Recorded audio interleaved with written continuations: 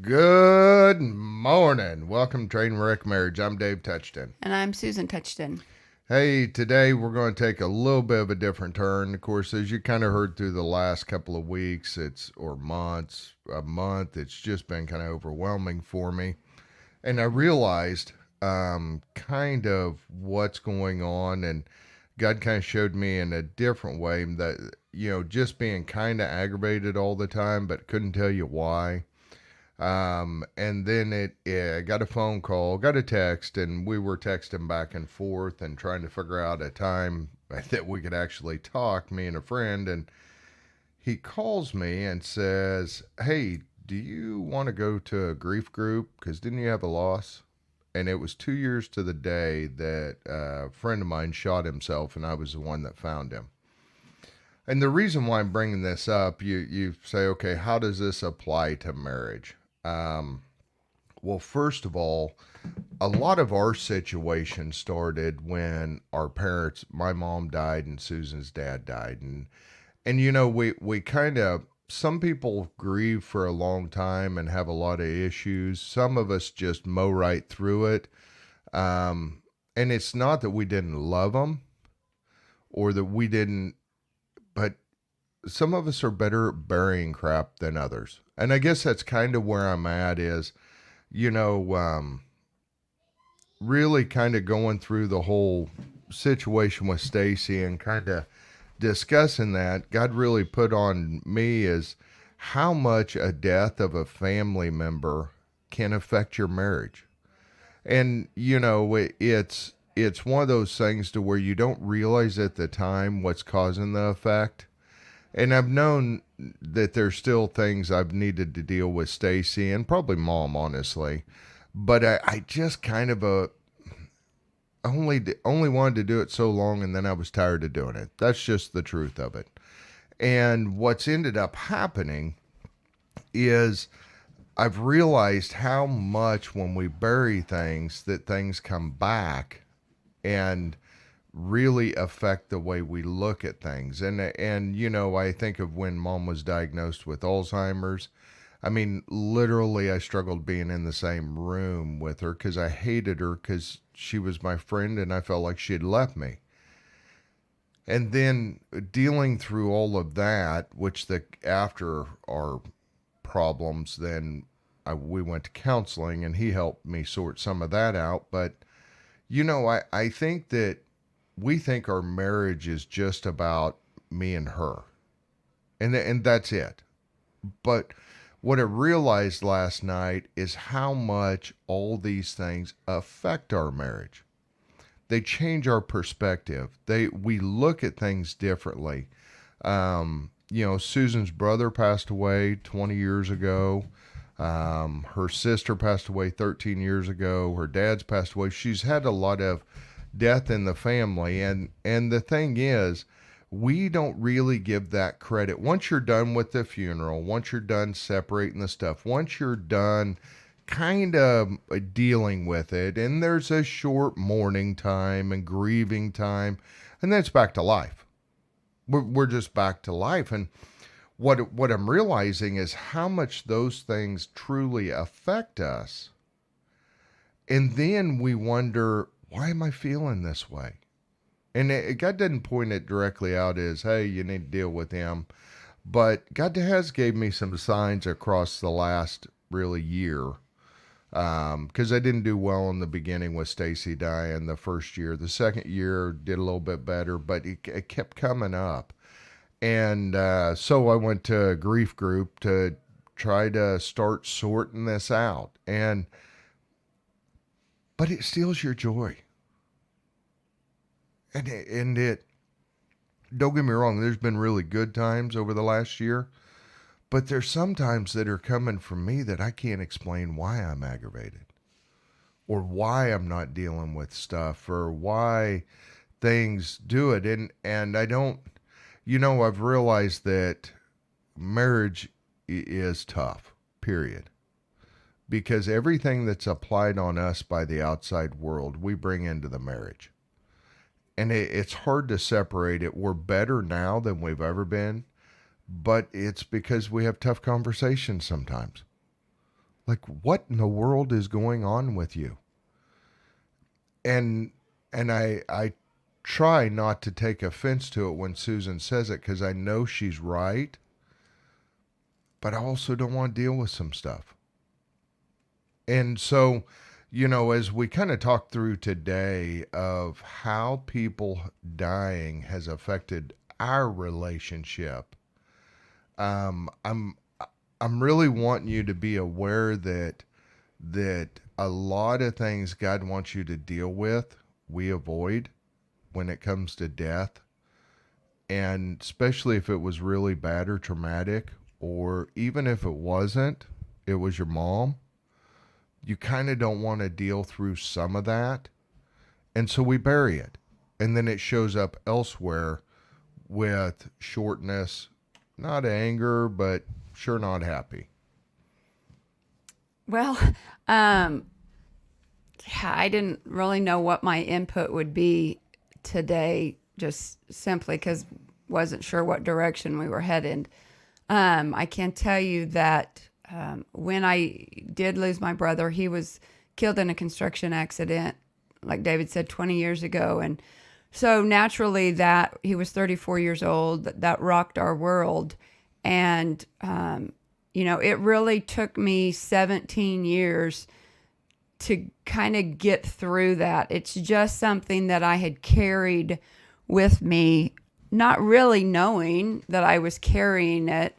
And David had told me, you're not the same person that you were before John died. And obviously, I'm not because, I mean, he was my brother. He was, it was me. I'm the youngest, and then he was next in line. And so him and I were really close and grew up together, hung out together. But I didn't realize what that really meant. What do you mean I'm a totally different person? I don't know what that means, but I just know that when something significant, you lose a loved one or whatever, you do change because there is a part of you that dies with them.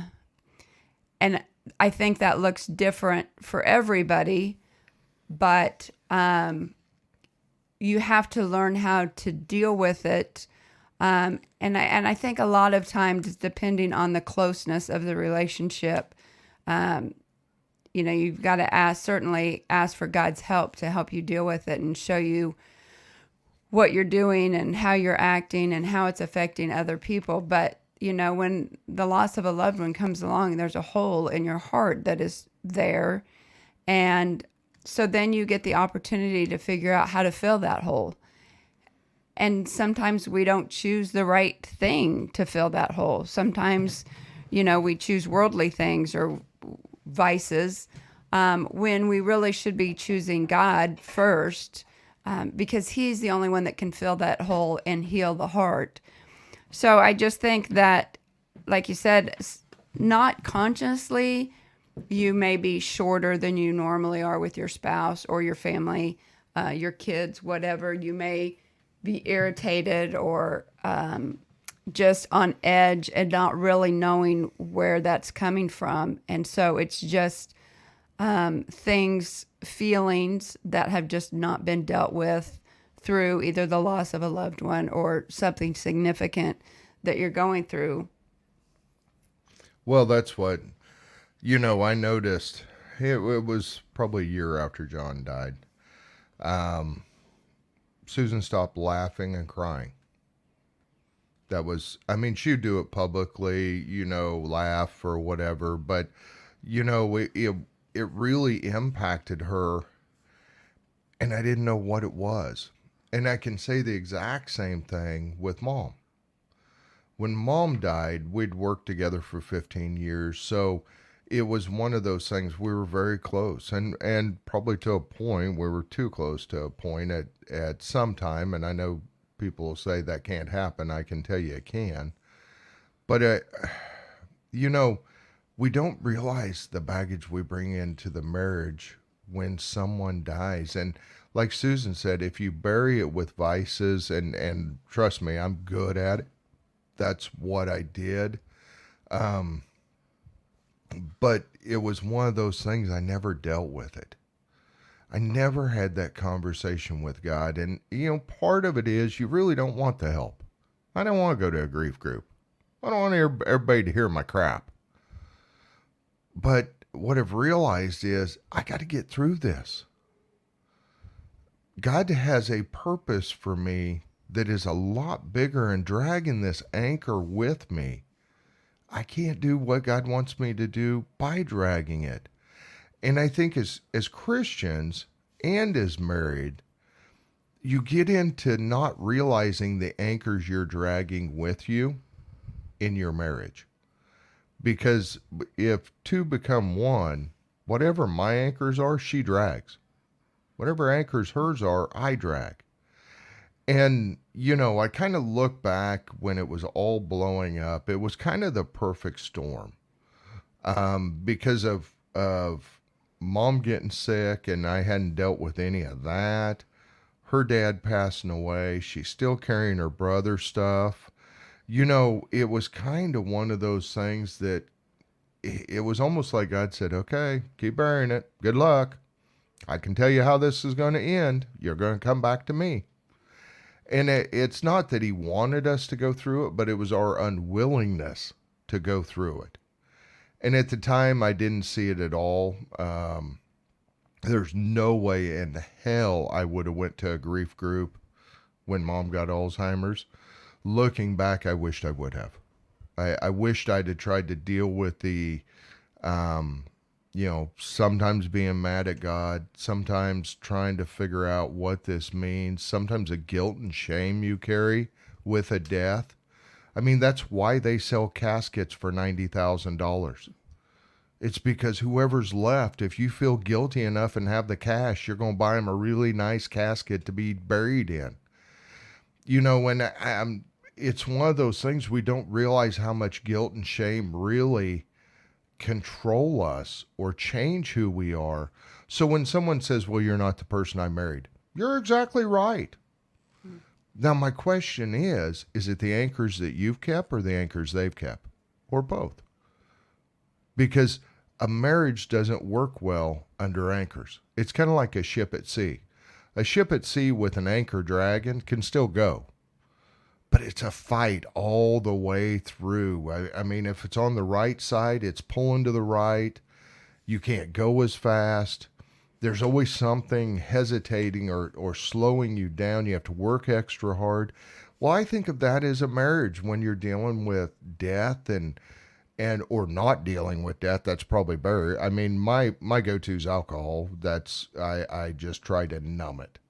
And so it's kind of one of those things that realizing that, but also realizing how much damage I did in our marriage because of it. And that's the point that, hindsight being 2020, I should have went to a grief group a long time ago. I should have went to counseling for mom and Stacy a long time ago. I've got better the last couple of years because when it gets overwhelming, I know what it is. And so I've went to counseling. But it's part of the marriage that nobody ever talks about. And I think that contributes a lot to why the divorces happen like they do, is because it's of unresolved issues.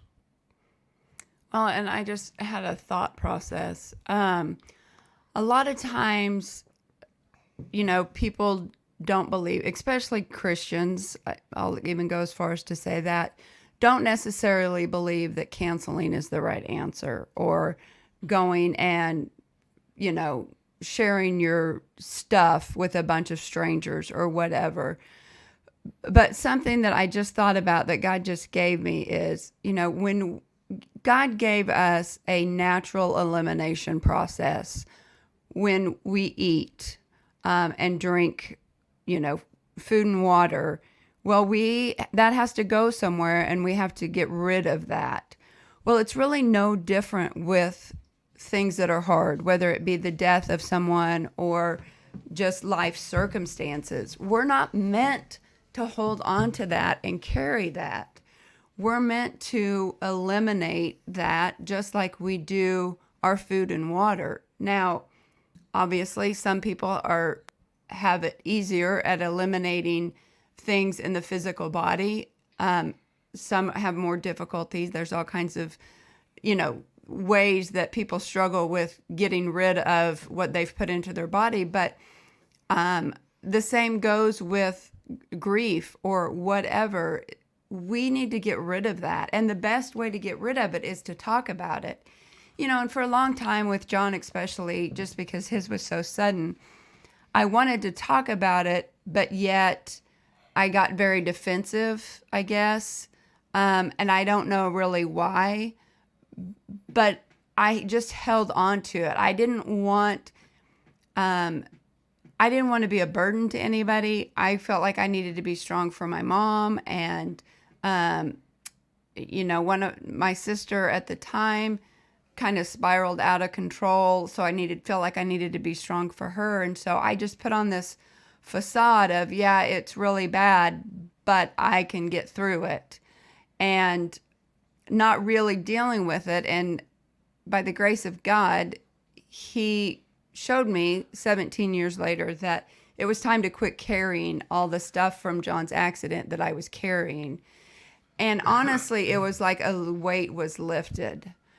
Because when we carry stuff and not deal with it, then it's just, like David said, an anchor. It's a weight that drags us down. And not only does it drag us down, but like we've said throughout this, it drags your partner, your spouse down as well. It affects the whole family dynamics. And so by getting rid of it through counseling or through a grief group or whatever tool God uses and puts in your path to get rid of it, that is the intention. Because we were never designed to carry a bunch of baggage. Well, and I think if you really think it through, yeah, it's the death of the person they're no longer there, but kind of diving down into the deeper part of it is the guilt and shame. The guilty, I should have ... I should have, now that they're gone, I wished I would have ... And that is straight from the pits of hell, and it really sidetracks you so much in guilt and shame. Then you start living in guilt and shame of what's going on in your marriage or in this, and now all of a sudden you start transitioning to a negative mindset on top of that, which compounds it. And I guess that's why I really wanted to talk about this today, because it has such a dramatic effect on the marriage, but it's not obvious. It's kind of like that, turd you have in your pocket. Everybody smells it, but no one knows where it's coming from. And that's what it does to the marriage, is because when you're dealing with this as an individual, like Susan said, if you bury it, yeah, you can put on a good face and make it look good going through. But if you don't, you have to deal with it for the sake of your spouse. And I guess that's kind of my point. When this grief counseling, probably the reason why I'm so determined to do it now, which I've tried to avoid it for the last 2 years or longer, was, at the end of the day, now it's about God using me and me being clear and me being able to be where God wants me to be. That's my drive in doing it. Now, I owe my wife an apology at this point in time, because now I realize that I should have been willing to do it for her. Because it wasn't about me getting better, because if it's about me, I'm not willing to do it. I can handle it.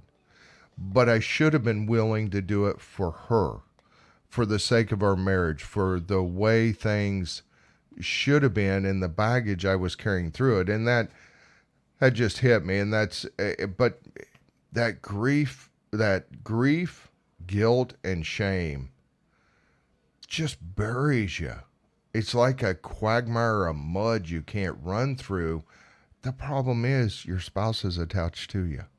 Well, and I think like when I was trying to deal with or not all the deaths that I've experienced, you don't consider what it may be doing to your spouse. You just know that you're struggling, and really that I think is where Satan wants to keep you bound. Yeah. It's this isn't affecting anybody else. It's just you, and so I didn't recognize, and as the spouse, when yes, I knew David was struggling, but I also knew that the best thing that I could do was just let him work through it and support him.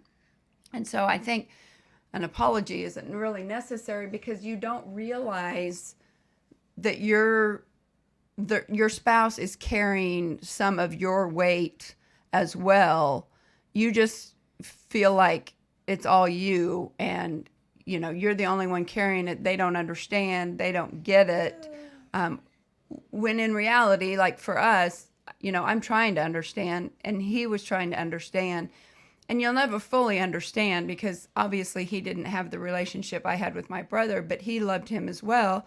And with his mom, his mom was, part of the reason that my spiritual walk is what it is now. She was a great woman of God, and Stacy was a good friend of mine too. And so I was trying to deal with the losses myself and yet be supportive. So there's so many dynamics that I think counseling and a grief thing is great to help you try to work through, because there's just, but I guess the whole goal of a death is to come together instead of push each other apart.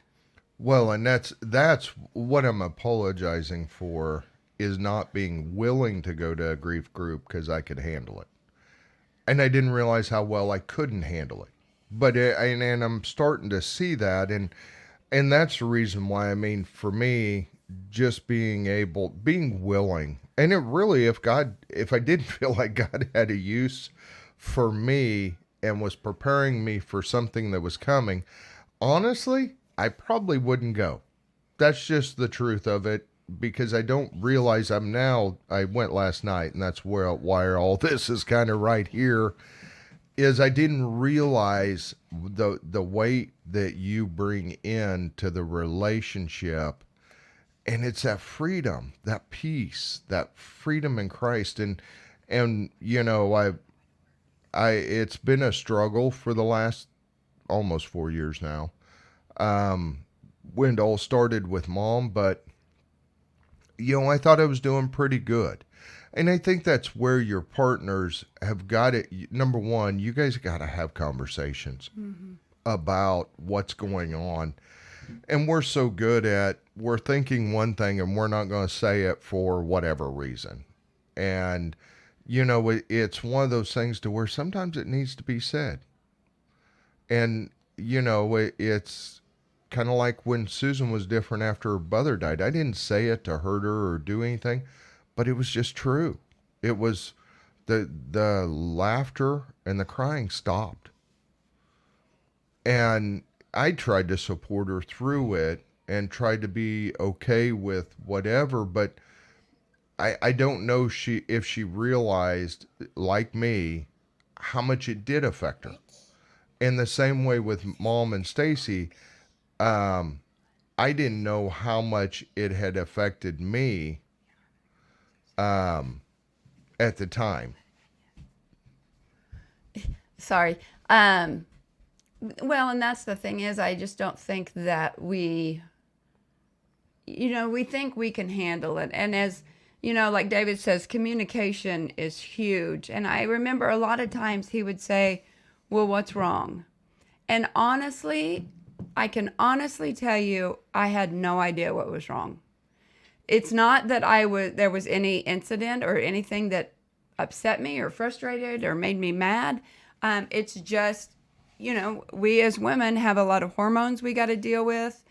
And so sometimes when, women are struggling with stuff, and they say, I don't know, sometimes they really don't know. It's just, like I said, it's hormones. It's just emotions that maybe we haven't dealt with or that God's trying to get out of us. But to put words to it is sometimes almost impossible. Well, but I think that's the same thing with me. I mean, I didn't really know how much it affected me until I started dealing with it. And and I think that's the thing. And you know, at the end of the day, this is about marriage, and this is about what we're going through in life and what God's showing us. Because if you're in that spot right now where you've lost a loved one, I mean, if you've got it all under control on your own, I would probably say you probably don't. You probably need to start doing something towards trying to find. If you ask God what you need to be free from, He'll show you. It's just sometimes we're not smart enough to ask. Sometimes we're assume we got it all, and sometimes we really don't want to hear from God because we know what it is, and I really don't want to deal with it. That's what I was going to say. Sometimes we don't really want to know. We don't want to know what the issue is because we don't want to deal with it.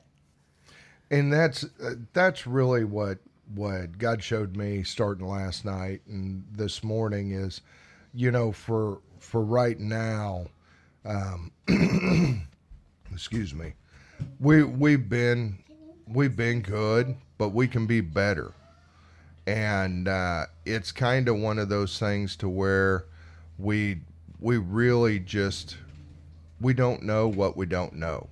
And if you don't ask God what you don't know, then you'll never know. Yeah.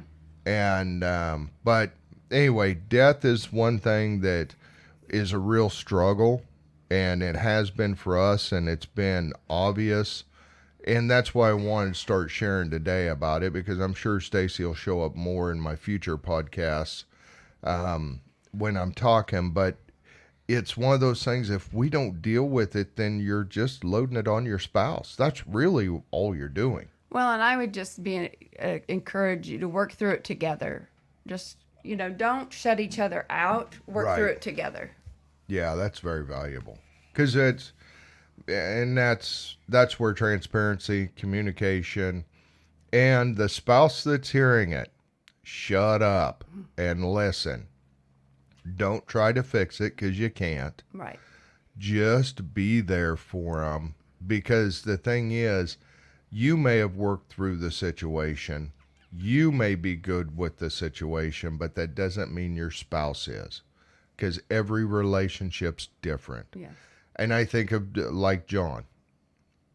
John, it took me a little bit, but I got through it. But he also wasn't my brother.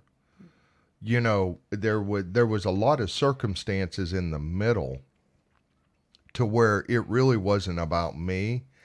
And, but I knew something had changed. So I encourage you to cross that bridge. If you and your spouse are working through things, cross the bridge of, hey, some things have changed and here's what I've noticed.